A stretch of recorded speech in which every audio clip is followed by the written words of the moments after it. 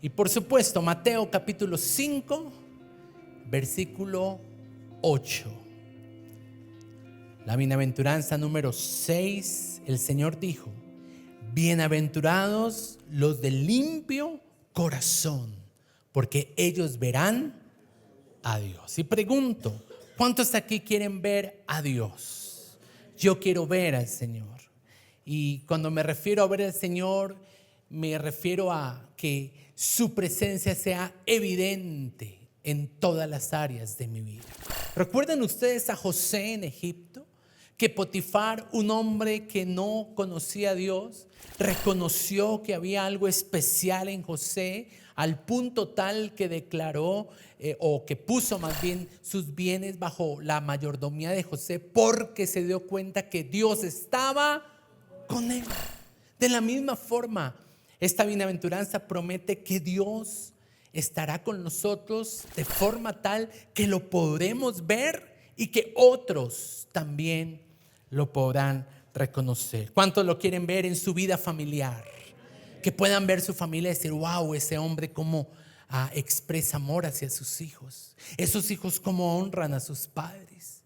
Esa mujer se somete hermosamente a su esposo y ese esposo permanentemente bendice a su familia. Ver a Dios en su empresa, en su área laboral, en su salud, en su economía, en su ministerio, en las diferentes actividades eclesiásticas en las que usted participa. Y claro, por supuesto, cuando llegue el momento de ser llamados a su presencia, que lo podamos ver por toda una eternidad. Una gran promesa, pero también enlazada a una gran condición. Bienaventurados los de puro o los de limpio corazón. ¿Y cuál es la condición?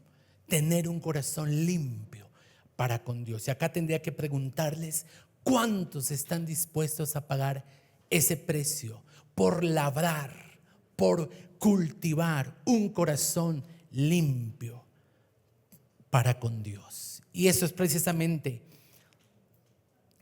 lo que hace que mi enseñanza en esta mañana se llame así: un limpio corazón. Y cuando la Biblia se refiere a un corazón limpio, describe a una persona que mantiene su integridad delante de Dios y que camina en pureza, examinando permanentemente su corazón para que éste no se ensucie con las impurezas de este mundo. Y como todos nosotros tenemos una naturaleza que tiende hacia lo impuro, hacia lo sucio, hacia lo malo, necesitamos ser purificados. Y por eso Dios nos ha dado al Espíritu Santo, porque uno de los símbolos del Espíritu Santo es el fuego, y todo lo que toca el fuego lo transforma, lo purifica.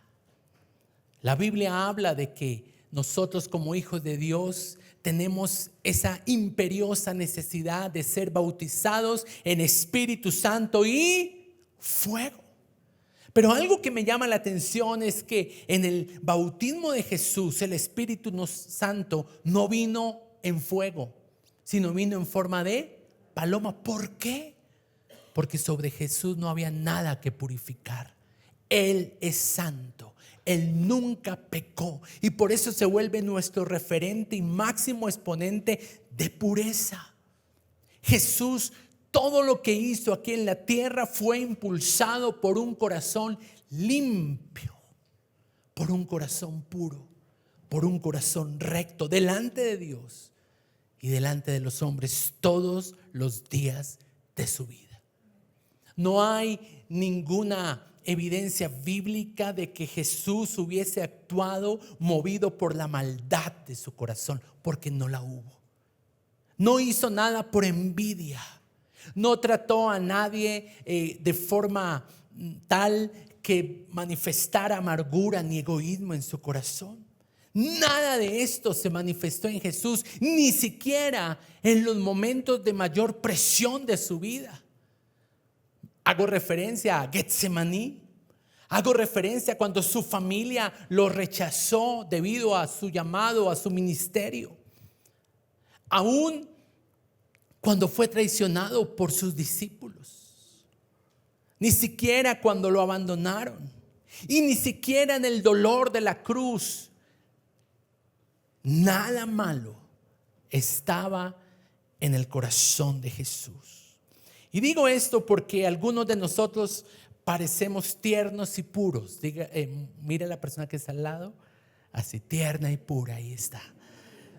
Y aquí en la iglesia lindos, pero en medio de situaciones como las que cruzó Jesús sale lo peor de nosotros. En medio de una situación difícil en la empresa, en medio de una relación de tensión con nuestro cónyuge, ahí dejamos salir lo sucio y lo perverso que está anidado en nuestro corazón. Por eso la Biblia dice que debemos poner nuestra mirada en Jesús, porque Él es el autor y el consumador de la fe, y por ende debemos seguir sus pisadas y caminar como Él caminó aquí en la tierra. Sin embargo, en esta mañana, para efectos de mi enseñanza, no voy a tomar a Jesús como el personaje principal de la enseñanza, sino a David, al rey David, al salmista de Israel. Quizás porque nos podamos ver un poco más identificados con alguien que falló, como David lo hizo, con alguien cuyo corazón estuvo muy lejos de ser puro y de ser perfecto, pero que a medida que caminó con Dios y a medida que sostuvo una relación personal con Dios, su vida fue ajustándose y acomodándose para terminar siendo llamado por el mismo Dios un hombre conforme a mi corazón. No perfecto, pero sí un hombre que aprendió mucho del corazón de Dios. Y ese mismo hombre en el Salmo 51:10 dice algo impresionante. Crea, oh Dios, un corazón limpio. Crea en mí un corazón limpio. Esa fue la oración de David. Forma en mí, desarrolla en mí un corazón limpio.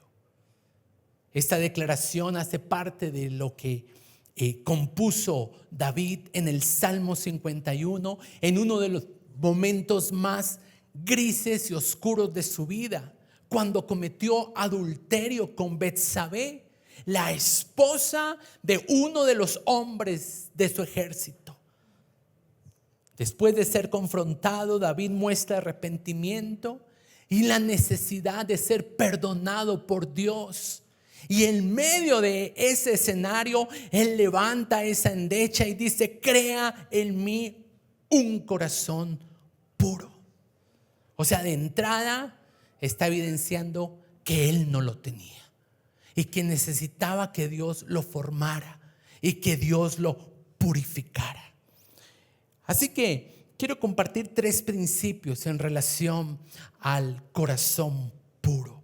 Y para ello vamos al Salmo 51:2, al Salmo 51:4 y al Salmo 51:7. Observe estos versículos y esté atento para responder a la pregunta. Salmo 51:2, el salmista dice: lávame más y más de mi maldad y límpiame de mí. Salmo 51:4, contra ti solo he y hecho lo malo delante de tus ojos.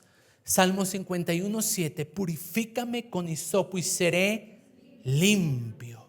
Lávame y seré más blanco que la nieve. La pregunta es: ¿de qué pidió el salmista ser limpio? Así que punto número 1, el principal impedimento para tener un corazón limpio es el pecado. Y oro para que el Espíritu Santo, así como ha venido hablando a mi corazón, también hable al corazón de la iglesia y nos permita identificar hoy esas pequeñas zorras que han pretendido ingresar para dañar nuestras viñas, para ensuciar nuestro corazón. Esos actos de pecado, esas prácticas de pecado que están impidiendo que nuestro corazón esté limpio para poder ver al Señor. El salmista dejó ver este principio muy claro. El principal obstáculo, el principal impedimento para un corazón limpio es el pecado. Y es que los efectos del pecado en la vida de una persona son terribles, son impresionantes, son desastrosos, alarmantes. Y hace un tiempo di un mensaje acerca de esos efectos del pecado. Y recuerdo que todos los efectos del pecado que compartimos en aquel mensaje comenzaban por la letra E. Y aquí voy con un resumen de esto. El pecado es terrible en la vida de una persona porque, número uno, esclaviza. Jesús dijo: el que practica el pecado se hace esclavo de él. Y hay personas que hoy no pueden ejercer su voluntad porque son esclavos de una atadura, son esclavos de una adicción. En el caso de David, él fue arrastrado por la lujuria para tomar una mujer ajena. ¿Qué hace el pecado en la vida de una persona? Esclaviza. Así que pregunto, ¿vale la pena seguir teniendo alianza con el pecado? ¿Le gusta a usted vivir como esclavo? Entonces, número dos, el pecado encadena. Abre puertas espirituales al mundo de las tinieblas. Usted recuerda que entró un espíritu de violencia familiar en la vida de David, al punto tal que uno de los hijos de David abusó a su medio hermana, y después otro hermano que se dio cuenta de eso vino y asesinó al abusador. ¡Qué catástrofe! ¿Y esto cuándo ocurrió? Después del adulterio, después del pecado. Así que mucha atención, porque puede que espiritualmente en esta mañana para algunos se esté encendiendo un bombillo rojo del semáforo, diciendo: hey, ni se te ocurra avanzar por ahí, porque vas a terminar siendo esclavo y el enemigo va a terminar encadenándote. Otra E. ¿Quién se anima a ayudarme?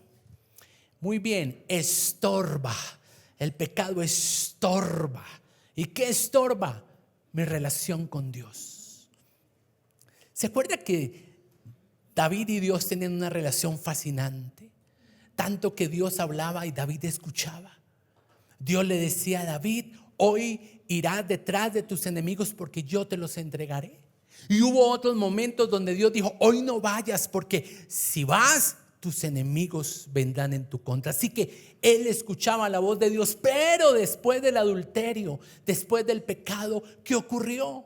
David ya no tenía la misma capacidad y sensibilidad para escuchar la voz de Dios, porque el pecado comenzó a estorbar su relación con Dios. Y por eso Dios tuvo que enviar hacia su vida un Natán, una persona que lo confrontara, una persona que le hiciera ver lo terrible del pecado en su vida. Otra E, no sé en cuántas vamos, tal vez la cuarta. Muy bien, la E, enferma. Enferma. ¿Por qué? Porque el mismo Salmo dice que los huesos de David estaban envejeciéndose. Posiblemente artritis degenerativa, posiblemente osteoporosis. Entró la enfermedad como resultado del pecado. Otra E, el pecado engaña. Porque la persona que está envuelta en pecado no se da cuenta de lo que está haciendo, y los otros le dicen y él como: ¿qué tiene malo? Yo no hago nada. ¿Cuál es el problema? Está engañado. Hay un engaño alrededor de su mente y de su corazón. Y engañosamente el pecado actúa así, porque tarde o temprano, como lo dice la Biblia, el pecado pasará la cuenta de cobro. Es decir, el pecado nos alcanzará. Así que sacúdase de cualquier tipo de engaño que perversamente el pecado ha pretendido colocar en su mente. Otra el pecado estanca. El profeta fue enviado a David, entre otras cosas, para decirle: si tú no te hubieras metido en esa relación de adulterio, yo te habría dado mucho más. Estancamiento. Y en esta área, estancamiento financiero. No es que Dios ya no quiera bendecirte más. No es que de repente las ventas bajaron. No, es que el pecado te está estancando. Por eso es que permítame acuñar ahí otra la E de el pecado endeuda. ¿Sí sabía eso? Porque todo pecado sale caro. No se puede prosperar si hay pecado. A David le salió muy costoso su pecado. Perdió un hombre muy valioso de su ejército, perdió el crédito del pueblo, perdió su hijo. Recuerdan que él tuvo un hijo con Betsabé que falleció a los 8 días de nacido, pero sobre todo perdió el agrado de Dios. Ofendió a Dios con su pecado. Y mi última y con la que conecto mi punto, es la de que el pecado ensucia. ¿Qué hace el pecado? Y eso lo evidenció David en su salmo: límpiame más y más de mi pecado. En Proverbios 29 dice: ¿quién podrá decir, yo he limpiado mi corazón y limpio estoy de mi pecado? ¿Hay alguien aquí que pueda decir eso? No, ninguno. Ninguno. La Biblia dice que no hay ni uno solo. Por eso necesitamos venir al Señor, para que sea Él quien limpie, quien purifique, quien quite esa suciedad con la que el alma se ha contaminado.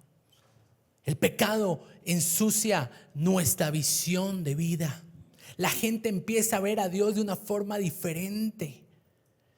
Cuando usted ha sido limpiado por la sangre de Cristo, usted ve a un Dios santo, puro. Pero el pecado tiene esa facultad de empezar a mostrar a un Dios permisivo, alcahueta, cuando Dios no es así. El pecado ensucia la visión de usted mismo. El pecado ensucia la visión que usted tiene hacia las otras personas, hacia la iglesia. Y por eso el salmista dijo: lávame más y más de mi maldad y límpiame de mi pecado. Ese fue su clamor desesperado. Él era un rey que vestía túnicas muy finas, dormía en cama de seda, se bañaba en tina de mármol con jabón perfumado, pero aún así se sentía sucio. Y cuando hay suciedad, entonces brotan los gérmenes de la culpa, de la condenación y de la vergüenza.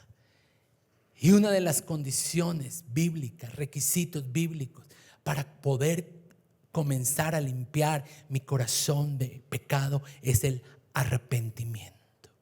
Apocalipsis capítulo 3, versículos 3 al 6 fue el mensaje de Dios a una de las iglesias, y mensaje hoy también para nosotros. Acuérdate de lo que has recibido y oído y guárdalo. ¿Y qué más? ¿Sí lo tenemos ahí o no? Acuérdate de lo que has recibido y oído y guárdate, y dígale a la persona que está al lado con una sonrisa. Digo con una sonrisa para que no suene tan fuerte, ¿no? Arrepiéntete. Pues si no, vendré sobre ti como ladrón, sin avisar, de repente, y no sabrás la hora. Ahora, tienes unas pocas personas allí en el Hotel La Fontana, en el corazón del Padre, el Señor. Unas personas que no han manchado sus vestiduras. ¿Cuántos pueden decir amén? y esos andarán conmigo con vestiduras blancas porque son dignas. El que venciere será vestido de vestiduras blancas. Y no borraré su nombre del libro de la vida. Destaco esto porque algunos piensan que Dios no borra, pero esta porción me lo muestra claramente. Debido a la falta de arrepentimiento, los nombres de algunas personas que fueron escritos podrán ser borrados. No lo digo yo, lo afirma la Escritura. Una porción escrita a una iglesia de los últimos tiempos. Y por eso, versículo 6, el que tiene oído para oír, que oiga. El que venciere, vence el pecado en el poder del Espíritu Santo. Porque el pecado ensucia tus vestiduras. Y algo sucio es algo que está propenso a ser contaminado. Y se contamina de acuerdo al ambiente en el que se expone. Por eso tenemos que ser muy selectivos. ¿Qué personas le permitimos que influencien nuestro corazón? Somos selectivos en lo que vemos, en lo que escuchamos, en lo que hablamos, el tipo de vínculo que establecemos con los incrédulos. Segunda de Corintios 6, lo leo en la Nueva Traducción Viviente, versículos del 14 en adelante. Dice la Biblia claramente: no se asocien íntimamente con los que son incrédulos. Palabra fuerte. ¿Cómo puede la justicia asociarse con la maldad? ¿Cómo puede la luz vivir con las tinieblas? ¿Qué armonía puede haber entre Cristo y el diablo? ¿Cómo puede un creyente asociarse con un incrédulo? ¿Sí estoy leyendo bien? ¿Sí aparece allí? Lo que pasa es que me la puso en Reina Valera 60. Yo se la mandé en Nueva Traducción Viviente. Y dice: ¿y qué clase de unión puede haber entre el templo de Dios y los ídolos? Versículo 17: por lo tanto, salgan de entre los incrédulos y apártense de ellos, dice el Señor. La manera de mantener limpio mi corazón. Termino 7:1 de Segunda de Corintios. Queridos amigos, dado que tenemos esas promesas, la promesa de ver a Dios en nuestras vidas, limpiémonos de todo lo que puede contaminar nuestro cuerpo, nuestro espíritu, para efectos de nuestra enseñanza, nuestro corazón. Y procuremos alcanzar una completa santidad, porque tememos a Dios. Así que punto número 1, el principal obstáculo para un corazón limpio es el pecado.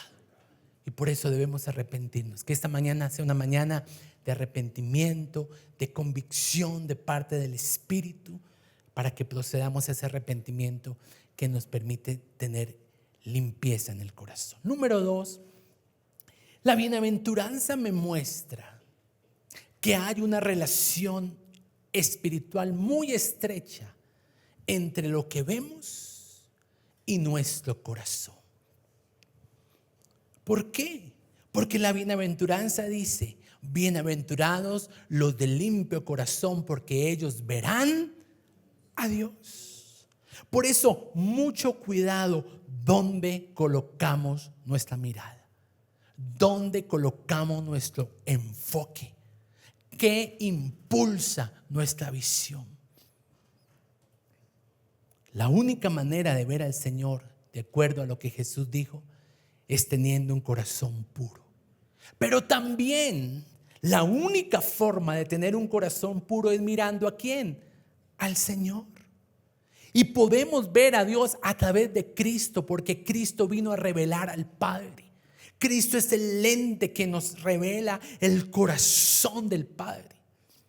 Y mucho cuidado, porque así como en el Antiguo Testamento el enemigo quebrantaba las puertas que le daban seguridad a una ciudad, hoy en día está quebrantando también nuestras puertas espirituales, pero su fin último es instalarse en el trono de aquella ciudad. Digo esto porque hoy en día el enemigo también quiere saquear nuestros sentidos, porque nuestros sentidos son las puertas que le dan acceso al enemigo a nuestro corazón. Por eso lo que vemos, lo que oímos, lo que hablamos, el lugar donde estamos, a donde somos dirigidos.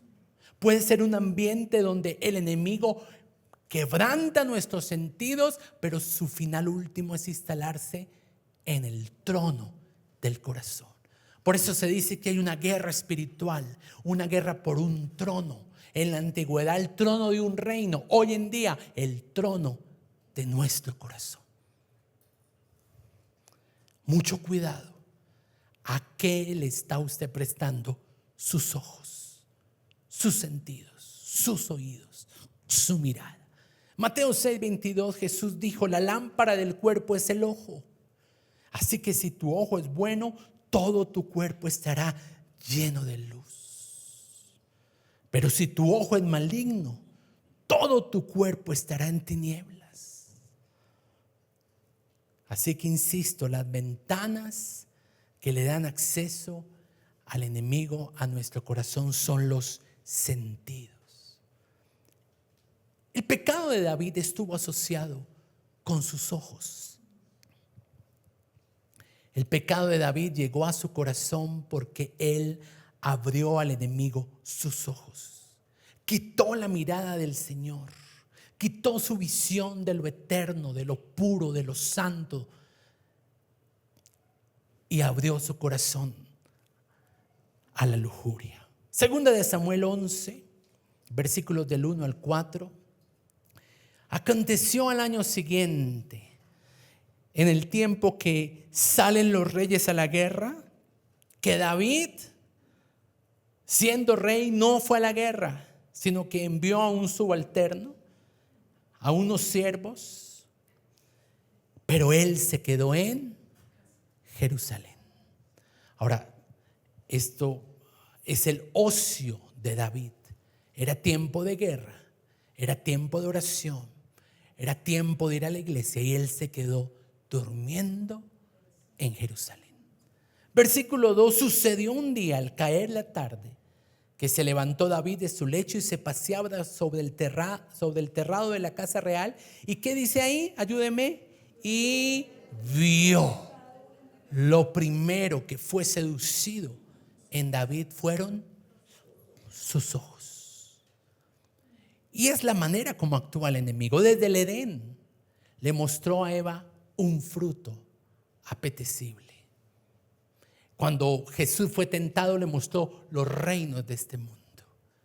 Muchos el corazón se les desvía porque están mirando lo material.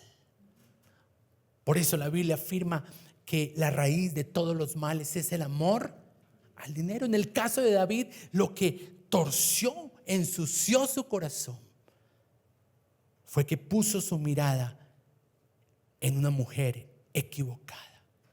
Y tal vez uno de los versículos más tristes en relación a la vida de David está en 2 de Samuel 11:27, el último versículo de ese capítulo, en la segunda parte. Después de que narra todo el adulterio y el homicidio de David hacia Urías, el esposo de esta mujer, termina la Biblia diciendo: y esto que les acabo de relatar, esto que acaban de leer en este capítulo, fue desagradable ante los ojos del Señor. ¿En qué capítulo Dios podría estar diciendo eso de mí? Eso que tú hiciste con esa persona fue desagradable para mí. Eso que tú hiciste cuando nadie más te veía fue desagradable para mí. Un ejemplo tremendo de un hombre que propuso en su corazón, propuso hacer un pacto con sus ojos, es Job.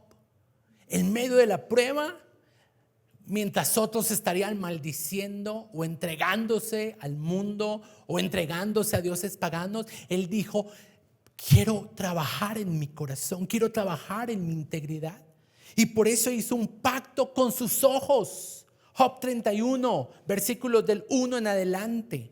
Este hombre, en medio de la situación más dramática por la que estaba pasando y por la cual su fe está siendo probada, él hace un pacto con sus ojos. Y quiero leer la porción porque me parece impactante lo que muestra esta porción. Hice un pacto con mis ojos. ¿Cómo pues había yo de mirar a una virgen? ¿En qué consistió el pacto de los ojos de Job? en que él iba a mirar a las mujeres de una forma honrosa. No las iba a mirar de una forma lujuriosa, ni con lascivia. No iba a buscar mirar a una mujer de forma tal que él la pudiera desvestir con los ojos. No, porque él entendía que si seguía mirando o que si miraba así a alguna mujer, vendría una serie de resultados terribles. Y la misma Biblia lo muestra. ¿Qué galardón? Versículo 2. ¿Qué galardón me daría Dios de arriba y qué heredad el omnipotente? ¿Acaso no hay quebrantamiento para el impío? ¿No ve Dios mis caminos y cuenta mis pasos? Si yo anduve con mentira y si mi pie se apresuró al engaño, que Dios me pese en balanzas de justicia y conocerá mi integridad. Si mis pasos se apartaron del camino, si mi corazón se fue tras mis ojos. Y de nuevo el punto que estoy resaltando: hay una relación estrecha entre lo que veo y lo que está en mi corazón. Si algo se me pegó a mis manos, miren los resultados. Yo siembro y ¿quién recoge la cosecha? Otro. ¿Por qué muchas personas están endeudadas? ¿Por qué muchas personas están en bancarrota, en estancamiento? Por esto. La Biblia lo muestra con claridad. Dice que de repente sembré y cuando fui a cosechar, ¡puf!, mi siembra había sido arrancada. Si mi corazón fue engañado acerca de una mujer, lo que le pasó a David. Si yo estuve acechando a la puerta de mi prójimo, este versículo quiere decir que él estaba pendiente cuando la vecina se quedaba sola para irle a pedir una tacita de café. Y lo que la Biblia dice es que cuando eso ocurre, versículo 10, la mujer de él molerá para otro, trabajará para otro, y sobre ella otros se encorvarán. Y esa expresión encorvarse tiene que ver con una relación sexual. Y recuerdo un hombre que me habló acerca de su pecado de pornografía. Y no tomó cartas en el asunto, no tomó límites, no rindió cuentas. Y luego, después de un tiempo, su esposa termina siendo en adulterio. Y él dice: ¿por qué? ¿Qué ocurrió? Cuando el Señor le abrió, fuiste tú, le habló y le dijo: fuiste tú el que abrió puertas espirituales. Job 42:5, el mismo hombre que hizo un pacto con sus ojos, el mismo hombre que estableció cuidar sus ojos, en el versículo 5 de capítulo 42 termina viendo a Dios. Antes de oídas te había oído, pero ahora mis ojos, se cumplió la bienaventuranza. Bienaventurados los del limpio corazón, porque ellos verán al Señor. Y termino este segundo punto con lo que Jesús dijo en Mateo 18:9, insistiendo en que hay una relación en mi corazón y en lo que yo miro. Si tu ojo te es ocasión de caer, sácalo y échalo de ti. Mejor te es entrar con un solo ojo en la vida que teniendo dos ojos ser echado en el infierno de fuego. Una porción durísima. Pero lo que está diciendo el Señor es que es preferible perder un ojo con tal de no ensuciar el corazón. ¿Qué estás mirando? ¿Dónde tienes tu enfoque? Porque estoy seguro que si miramos al Señor, si proponemos en nuestro corazón mirar permanentemente al Señor y buscar agradarlo, nuestro corazón comenzará a ser purificado. Pero ¿cómo vamos a querer ser purificados si seguimos viendo la lujuria? Si seguimos prestando los ojos a los deseos de este mundo. Crea en mí, oh Dios, un corazón limpio y renueva un espíritu recto dentro de mí. Entonces, recapitulando, número 1, el principal obstáculo para un corazón limpio es el pecado. Número 2, hay una relación espiritualmente hablando, muy estrecha entre lo que mis ojos ven y lo que está en mi corazón. Y número 3, y espero que esta palabra nos bendiga a todos como iglesia, se puede restaurar la limpieza de un corazón después de un error. Porque tal vez en esta mañana tú has dicho: sí, me he equivocado, quité la mirada de Jesús, he ensuciado mi corazón. Pero hoy el Señor dice: yo puedo restaurar tu corazón y limpiarlo una vez más. ¿Cuántos pueden decir amén a eso? La oración de David pidiendo a Dios que le diera un corazón limpio ocurrió después de su caída espiritual. Él oró y pidió eso a Dios porque sabía, como lo vimos hace 8 días, que Dios era grande en misericordia y que podía restaurar de nuevo la pureza de su corazón. Es más, ese David es un personaje. ¿Se parece tanto a nosotros? ¿Se acuerda? Él era muy conveniente. ¿Se acuerda cuando el arca del pacto estaba en la casa de Obed-edom? Él la mandó para allá porque dijo: uy, yo he escuchado que el arca del pacto hizo estragos entre los filisteos. Yo no la traigo para mi casa ni para el templo. Llévensela a Obed-edom. Y después se dio cuenta que la presencia de Dios en esta casa, ¿qué hizo? Bendijo y dijo: no, después de 3 meses, tráigala para acá, tráigala para acá. O sea, es todo un personaje. Pues bien, aquí también lo veo en el Salmo 80, un par de versículos que les voy a mostrar, porque es simpático. Como muchos de estos salmos eran declaraciones públicas que se hacían cuando el pueblo se reunía, él empezaba a orar por la restauración de Israel. Pero cuando examinamos su clamor, aunque pedía por la restauración de Israel, estaba pidiendo era por su propio corazón. Salmo 80, versículo 3, versículo 7, versículo 19. En 3 oportunidades él dice: oh Señor, restáuranos. Restaura los muros que han sido quebrantados por el enemigo. Sí, está orando por Jerusalén, pero ahí mismo sabe: Señor, tú sabes de qué te hablo. En público oro por Colombia, pero en realidad estoy pidiendo por mi corazón. Ese es David, un hombre conforme al corazón de Dios. Un hombre que entendía que solo en el Señor podía haber restauración. Salmo 119, otro salmo escrito por David, versículos 9 al 11. Se hizo una pregunta: ¿con qué limpiará el joven su camino? Ahora, él ya estaba viejo, pero yo creo que él empezó a pensar, quizás por primera vez, en sus hijos. Y dijo: ¿cómo pueden mis hijos limpiar su corazón, limpiar su camino? Y el Espíritu Santo dice: guardando mi palabra. Con todo mi corazón, versículo 10, te he buscado. Versículo 11, en mi corazón he guardado tus dichos para no pecar contra ti. Claro, David había hecho una evaluación de toda su vida, de sus altos, de sus bajas, de sus mejores momentos, de sus peores momentos, y llegó a una conclusión de que a sus hijos no le podía pasar lo mismo que le pasó a él. Y comenzó a pensar en uno de sus hijos, Salomón, y dijo: este sí que es un desordenado con las mujeres. ¿Por qué será? Pues, usted es el papá.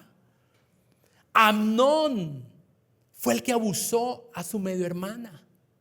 Un hombre que no tenía dominio propio sobre su sexualidad, sobre sus impulsos sexuales. Tamar, su hija abusada, vilmente deshonrada. Absalón, un hijo rebelde. Así que él vio a sus hijos y dijo: Dios mío, ¿cómo pueden estos jóvenes limpiar su camino?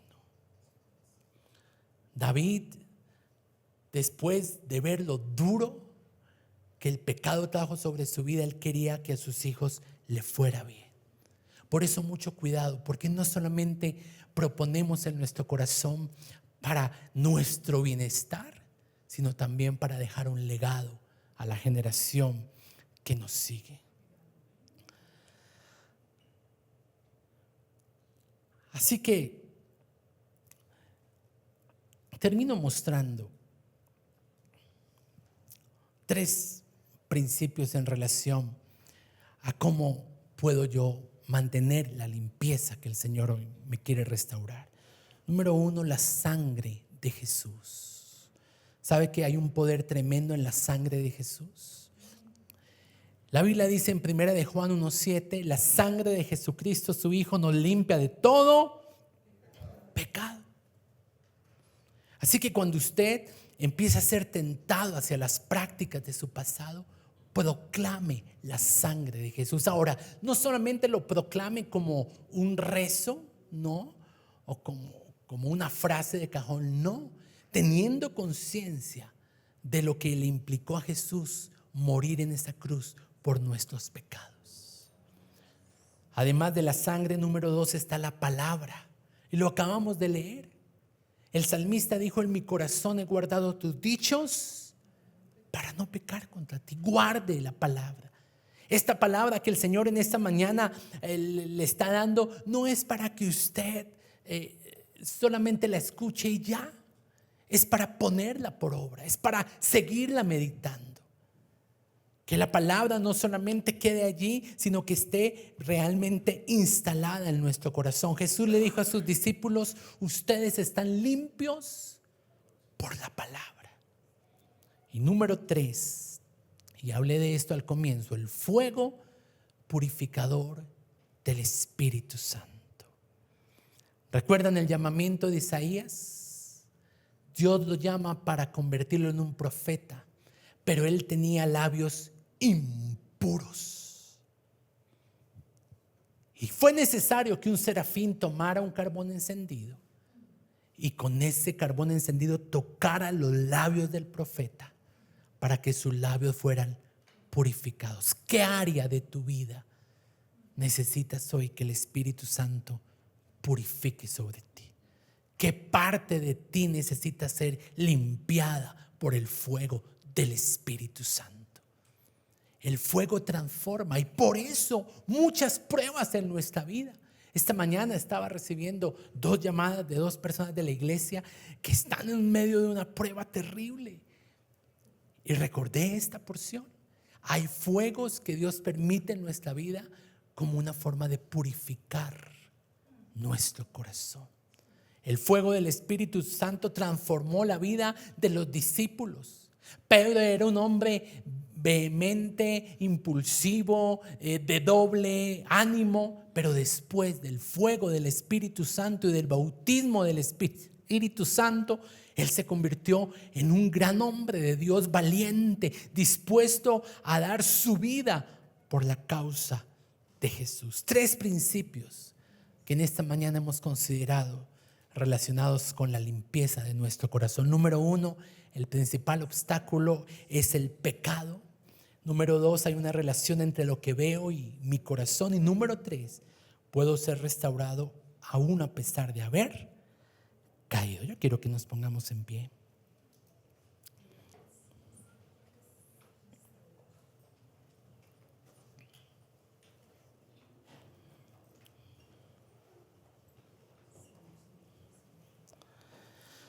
David declaró: ¿con qué limpiará el joven su camino?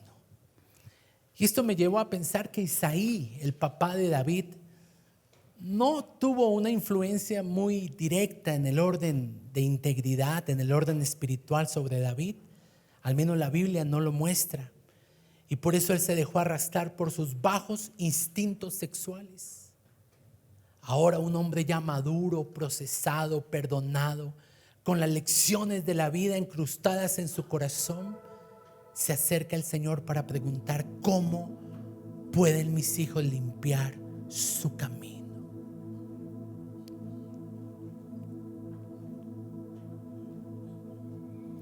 Tal vez David miró hacia atrás y dijo: ¿cuántos dolores de cabeza me hubiera evitado si hubiera guardado la palabra de Dios en mi corazón? Ahora ya casi viejo, él mira hacia atrás Y por eso el mismo David dijo: examina mi corazón. Y en esta mañana yo quiero que usted le diga eso al Señor: examina mi corazón, Señor. Pruébame, pásame por pruebas que revelen qué tan limpio o qué tan sucio está mi corazón. Examíname, Señor, porque si yo me examino a mí mismo, yo voy a decir que todo está bien. Pero hoy le doy lugar al Espíritu Santo que me conduzca a toda la verdad. En esta mañana, Señor, pon tus ojos sobre mi corazón y muéstrame esa suciedad que está estorbando mi relación contigo, esa suciedad que me está esclavizando, esa suciedad que me está encadenando, que le está abriendo puertas al enemigo, que me tiene enfermo, que me tiene con migraña, con dolor de espalda, sin poder dormir. Revélame, Señor, ese pecado del cual hoy debo arrepentirme para que no siga manteniéndome estancado sin avanzar, endeudado, enlodado. En esta mañana, Señor, nos acercamos pidiéndote perdón por la maldad que hemos permitido que el enemigo siembre en nuestro corazón. Perdóname por lo que miré, perdóname por lo que escuché, por lo que hablé, al lugar en el que me contaminé. Perdóname, perdóname. Y hoy levanto un clamor: crea en mí, oh Dios, un corazón limpio. Purifícame una vez más. Y hoy declaramos, Señor, que el perdón tuyo se derrama en este lugar. Tu misericordia una vez más levanta el corazón arrepentido y va conformando nuestro corazón para llevarlo a ser un corazón conforme al tuyo. Señor, hoy declaramos que guardamos nuestro corazón y guardamos nuestros ojos de todo lo que el enemigo está asediándonos para mirar, para tocar, para escuchar. Y proclamamos la sangre de Jesús. Hoy cubrimos la vida de la iglesia con la poderosa sangre de Jesús que fue derramada en la cruz del Calvario. Esa sangre que se vertió en tierra y que se derramó a causa de mi maldad. Hoy declaramos tu palabra, hoy la creemos, hoy la confesamos, hoy nos apropiamos de ella y la abrazamos por la fe en esta mañana. Amo tu palabra, en mi corazón he guardado los dichos de tu palabra para no pecar contra ti. Y también declaramos el fuego del Espíritu Santo.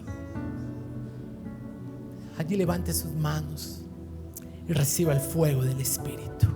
Hoy declaro el fuego de ese Espíritu precioso, el fuego que purifica, el fuego que limpia, el fuego que sana, el fuego que muestra los lugares sucios de los que yo no me había dado cuenta.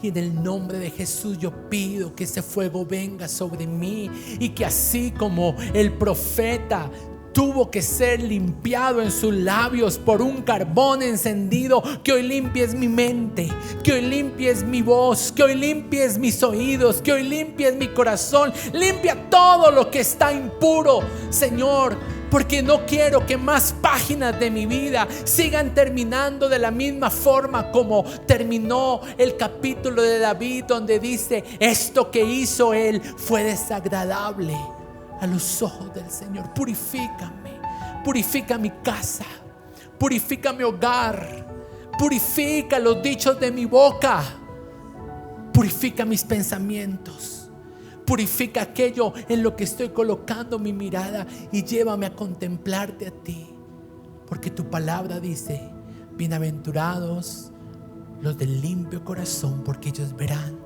al Señor. Oh, Rabashala, Bachana, la Bacara, Basaya, la Basaya. Precioso Espíritu Santo, precioso Consolador. Shamara, Bacara, Babababaisiera, Bacorrobosala, Basaya. Shaita Kasai, purifica, purifica, remueve todo escombro, toda suciedad, todo lo que ha estado camuflado, todo lo que está guardado debajo del tapete. Exponlo, sácalo a la luz. David cometió su pecado a escondidas, pero Dios se encargó de sacarlo a la luz.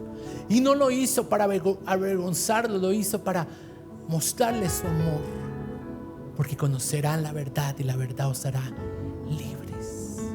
Espíritu Santo, purifícame, rompe hoy con el poder tuyo esa atracción hacia lo engañoso, hacia lo oculto, hacia lo escondido, hacia lo pecaminoso.